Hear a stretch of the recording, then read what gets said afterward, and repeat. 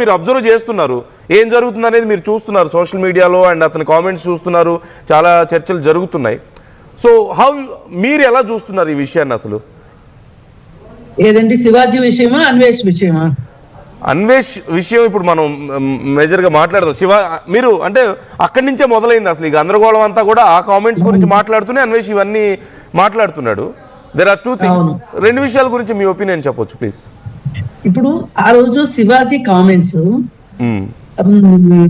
ఆ ప్రోగ్రామ్ లో మాట్లాడేటప్పుడు ఆ కామెంట్స్ లో అతను 2 డెరిగేటరీ పదాలు వాడాను అని వాటికి మాత్రమే సారీ చెప్పాడు గాని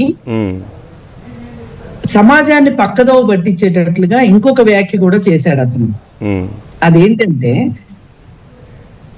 నిధి అగర్వాల్ కి అలా జరగటము వెనక కారణం వాళ్ళ బట్టలు సరిగా లేకపోవటం అనేది కామెంట్ చేశాడు అతను. దాన్ని అభ్యంతర పెడుతున్నాను. ఎలాగో ఆ 2 మాటలకి నేను పొరపాటు మాట్లాడాను అన్నాడు కాబట్టి ఇంక మనం దాటి గురించి మాట్లాడటం అవసరం లేదు. కానీ ఇప్పుడు ఇలాంటి అర్ధ సత్యాలు ప్రచారం చేయటం వల్ల సమాజాన్ని తప్పుదో పట్టించినట్టు అవుతుంది. ఇప్పుడు చట్టం ఏమన్నా చెప్పిందా? ఎక్కడైనా చెప్పిందా?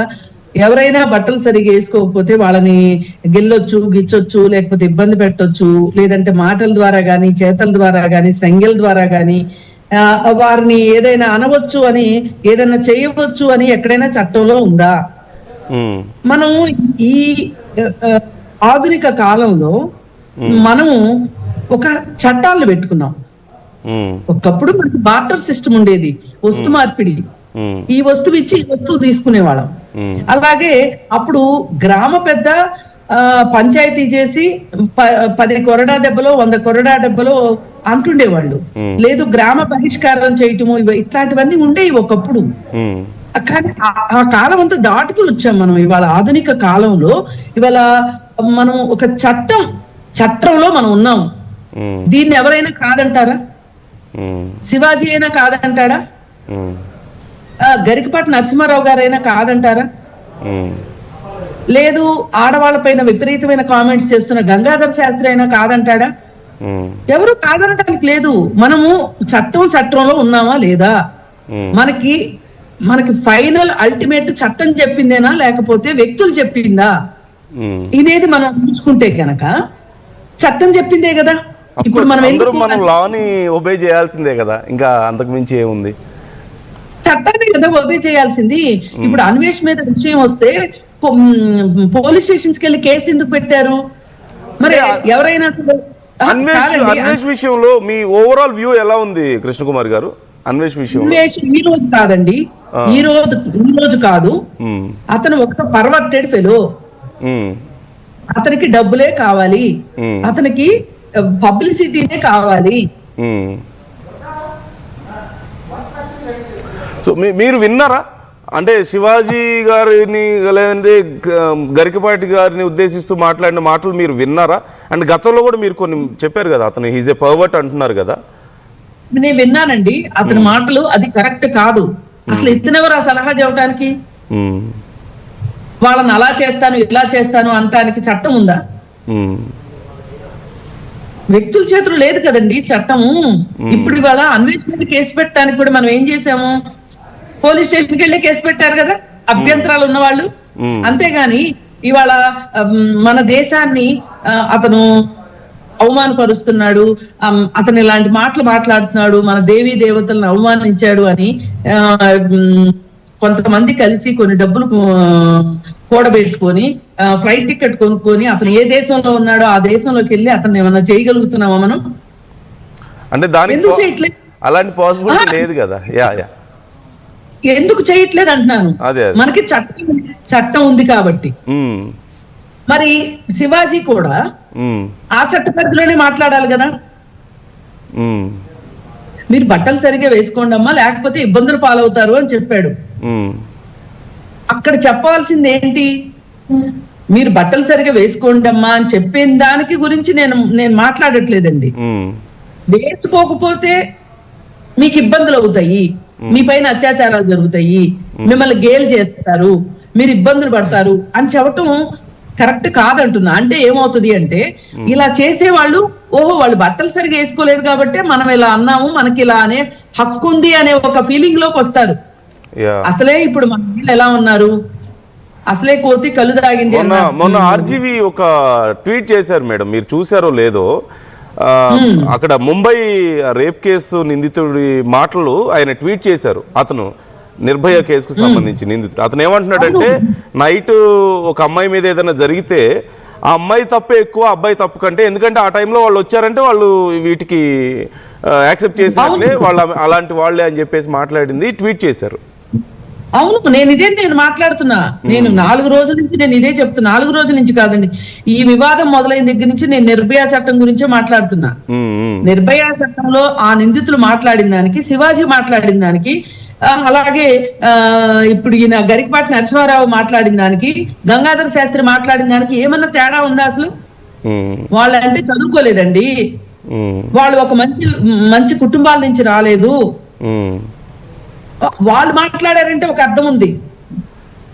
బట్ వాళ్ళైనా మాట్లాడమని కానీ ప్రజల నుంచి చాలా, ఇప్పుడు శివాజీ గారి విషయం మేము డిస్కస్ చేస్తున్నప్పుడు ప్రజల నుంచి చాలా మద్దతు లభించింది. చాలా మంది, ఇప్పుడు అనసూయ గారు కామెంట్స్ చేసింది మీకు తెలుసు, శివాజీ కామెంట్స్ మీకు తెలుసు. ఇద్దరి కామెంట్స్ గురించి మాట్లాడుతున్నప్పుడు ప్రజల్లో 99% మాకు కాల్స్ చేసిన వాళ్ళు కానీ, మాకు మెసేజ్ చేసిన వాళ్ళు కానీ శివాజీని సపోర్ట్ చేసే మాట్లాడారు. శివాజీకే మా మద్దతు, ఆయన కరెక్టే చెప్పాడు అంటున్నారు.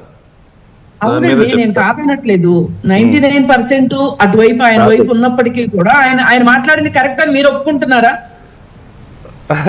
లేదు, నా పర్సనల్ గా నా ఒపీనియన్ ఎందుకులే కానీ. యా చెప్పండి. నేను ఒకటి చెప్తున్నా. ఇప్పుడు మన ఇంట్లో దొంగలు పడ్డారండి, మనము ఒక బైక్ వేసుకొని వెళ్ళిపోయి దొంగలను ఎత్తికేసేసి దొంగల దగ్గర నుంచి లాక్కొచ్చుకోవటమా, లేకపోతే దొంగల్ని కొట్టేయడం కరెక్టా? మనం పోలీస్ కంప్లైంట్ పెట్టడం కరెక్టా? చట్టాన్ని చేతిలో తీసుకునే హక్కు ఎవరికి లేదు కదా. లేదు. మరి అలాంటప్పుడు ఇప్పుడు మీడియా చేసింది కూడా చాలా పొరపాటు ఉందండి ఇక్కడ. ఏంటంటే, ఒక పక్క శివాజీని పెట్టి ఒక పక్క అనసూయని పెట్టేసరికి మీరు ఎటువైపు తేల్చుకోండి అంటే ఏం తేల్చుకున్నారు జనాలు? శివాజీ వైపు తేల్చుకున్నారు. అసలు అనసూయ ఎందుకు ప్రామాణికం చెప్పండి? రైట్స్ కదా, రైట్స్ ఫ్రీడమ్ అని చెప్పి మాట్లాడారు కదా, మహిళల రైట్స్ మహిళల ఫ్రీడమ్ అని మాట్లాడారు. ఎస్ అండి, నేను కూడా చెప్తున్నా ఫ్రీడమ్ ఉంది, మై బాడీ మై రైట్ అనేది కరెక్ట్ అయిన మాట. రాత్రైనా మాదే, పగలైనా మాదే, మాకు హక్కు ఉంది అని మాట్లాడింది తప్పు కాదు. కానీ ఇక్కడ ఏం చేస్తున్నారంటే, అసలు మనం సంబంధం లేని విషయాల్ని కలిపి మాట్లాడుతున్నాం. ఇప్పుడు నేనే ఉన్నానండి, నేను మాట్లాడేది ఏంటి? శివాజీ చట్టబద్ధంగా మాట్లాడలేదు అని నేను మాట్లాడుతున్నా. దీన్ని కాదని ఎవరన్నా ఎవరైనా చెప్పగలరా? లేదు కదా. ఇప్పుడు ఏ తండ్రి అయినా సరే, మా అమ్మాయి బట్టలు సరిగా వేసుకోలేదు కాబట్టి వాళ్ళకి అత్యాచారం చేసే హక్కు ఉంది అని చెప్పి ఏ తండ్రి అయినా, ఏ తల్లి అయినా ఒప్పుకుంటారా చెప్పండి? లేదులేండి, ఒప్పుకోరు కదా. ఈ వివరణ లేక ఈ విధమైన ఈ చర్చ సరైన దిశా దశలో జరగక శివాజీకి చాలా మంది అవునని అనొచ్చు. ఇప్పుడు రేపొద్దున ఎవరైనా సరే, అవును మా అబ్బాయి బట్టలు సరిగా వేసుకోలేదు కాబట్టి మా అబ్బాయి అత్యాచారం చేశాడనో, గిల్లాడనో, గిచ్చాడనో ఏ తల్లిదండ్రులైనా అంటే ఒప్పుకుంటారా చెప్పండి? ఒప్పుకోరు కదా. ఒప్పుకోరు. నేను ఇది మాట్లాడుతున్నా, ఇది కొంచెం లేట్ గా అర్థం కావచ్చు నేను మాట్లాడేది. ఖచ్చితంగా మనం కొంచెం క్లియర్ గా కూడా మాట్లాడదాం. కృష్ణకుమార్ గారు తప్పకుండా మాట్లాడదాం. ఒకసారి నేను please excuse me to talk with Narottam గారు. ఒక్క 2 నిమిషాలు నాకు టైం ఇవ్వండి. నరోత్తమ్ గారు, ఇప్పుడు at the same time Anvesh గురించి కూడా మనం కొంచెం క్లియర్ గా మాట్లాడాలి. ఎందుకంటే నేను మళ్ళీ ఎందుకు చెప్తున్నానంటే ఈ విషయాన్ని, గతంలో ఎప్పుడు మేము పెద్దగా ఫోకస్ చేయాలి అన్వేష్ గురించి. కాకపోతే ఇప్పుడు మన దేశం గురించి, మన దేవతల గురించి, మన సమాజంలో ఉన్న వాళ్ళ గురించి నోటికొచ్చినట్లు మాట్లాడడం, బయటుండి ఏదేదో కామెంట్స్ చేయడం, అవి చెప్పలేని మాటలు, నోటితో చెప్పలేము, వినడానికి కష్టంగానే ఉంటాయి. అంత దరిద్రమైనటువంటి బిహేవియర్ అనేది ఎక్కడి నుంచి వచ్చింది? అదంతా మళ్ళీ మన సబ్స్క్రైబర్స్, మన వ్యూవర్షిప్ నుంచి వచ్చిందే కదా. ఒకసారి నరోత్తమ్ గారు, so what should we do about that? ఇప్పుడు వేరే దేశాల్లో ఉండి ఏదైనా మాట్లాడితే అయిపోద్దా? ఆర్టీవీ ప్రేక్షకులందరికీ నమస్కారం. ఇది